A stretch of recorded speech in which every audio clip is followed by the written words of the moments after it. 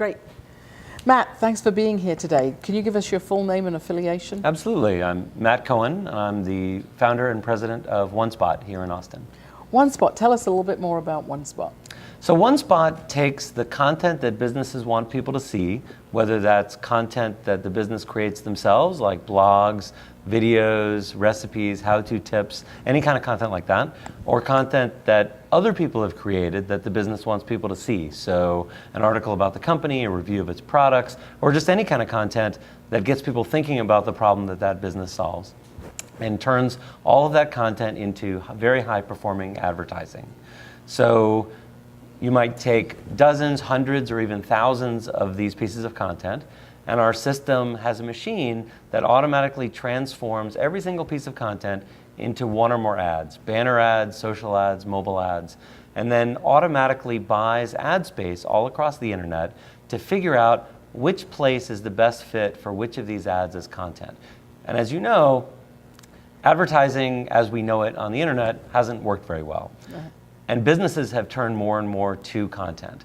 So last year, companies spent about $16 billion on creating and distributing digital content, everything from all the kinds of content that I talked about to webinars, white papers, things like that.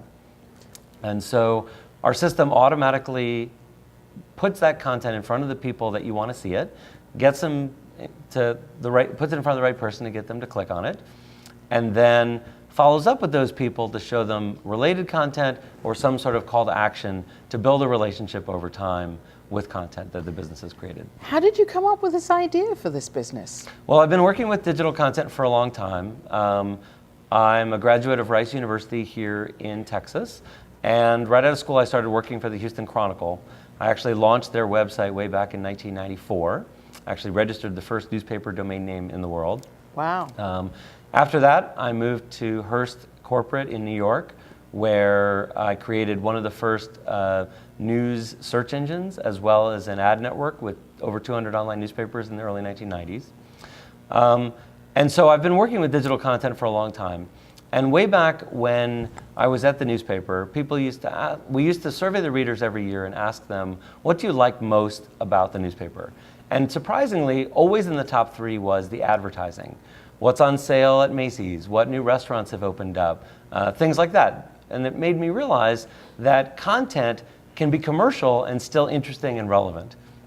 And so, in a sense, it becomes sponsored content with an existing publisher.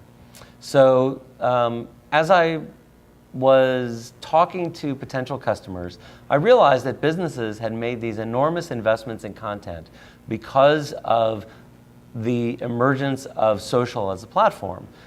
Businesses had already been creating content for search, but in order to create interesting, engaging, shareable, clickable content, they really had to make it into something that didn't just match keywords, but was actually something high quality and interesting.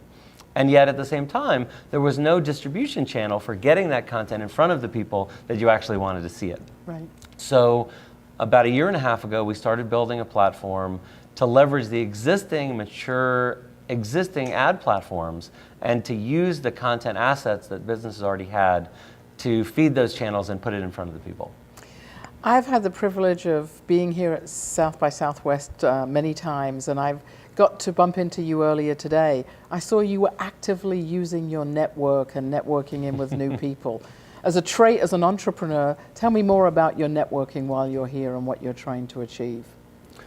Well, obviously here we're trying to meet potential customers, partners, employees, as well as to get together and understand interesting ideas, to learn what other people are doing, and also just to enjoy it. I mean, this time in Austin is typically spectacular, and the environment here at South by Southwest really exposes you to some amazing ideas that can help you as a person, as an entrepreneur, and just for the rest of your life. So you just never know what kind of connections you're going to make here. Luckily, I've lived here in Austin since 1999, and as you said, I was a former venture capitalist here. I worked as a partner at G51 Capital Management here in town. So, you know, I've gotten to know quite a few people. And one of the other things that I like to do is not only to make connections that are ultimately beneficial to me and my business, but also to connect together other people who will get value and benefit out of meeting each other as well. So I try to do that as much as I can. Now you're firmly in the entrepreneurial role. Yes. What about that role do you love? I love building things. I love taking an idea, understanding the potential of that idea, talking to potential customers, partners, and then turning that idea into reality. While I really enjoyed the investing and doing venture capital, I really missed building things. A friend of mine here in Austin that you know, named Steve Vandergrift, puts it that being a venture capitalist is kind of like being a grandparent. You can provide money and you can provide advice, but it's not your baby. Right. And so while it was something I definitely enjoyed and may do again in the future, there is nothing quite like building something, delivering a product, delivering value to people who need it, and serving a need and filling a niche for something that didn't exist before. As you look to your business over the next year, is there one key area or key thing you want to achieve that others can help you with? That's a great question. So I think ultimately the long-term goal of our company is to transform the way that people interact with advertising. In a sense, advertising is not, it's really a business model. It's someone who wants attention compensating someone who already has an audience in exchange for a little bit of that attention. And there's been a lot of talk about improving advertising, that targeting it and so forth will improve the experience. The reality is that hasn't happened because often ads are trying to get you to stop what you're doing and do something else. And so, you know, what I'm passionate about here is to improve the experience for interacting with digital devices, digital technology, digital products. We all know that many of these products will need to be supported by the advertising business model. But I'm just really passionate about the idea of a future where every single time where instead of seeing something that's an annoying ad, you see something that you find interesting, an article, a blog post, a video, a how-to tip, a recipe. Businesses have a vested interest in putting this kind of content in front of you, and they're producing or being involved with better content than ever before. The fact that it happens to be commercial is something that consumers and individuals will learn to live with over time and learn to understand. I think they already have. But I would love to be in a world where I wasn't seeing annoying advertising. I was seeing content that I cared about. Yeah. And if it's advice about running from Nike, that's just fine with me as long as it's good advice. And so that's really starting to happen in a big way, and I'm just very happy to be a part of it. That's great. So leave us with a final word of a trait you think is key in an entrepreneur.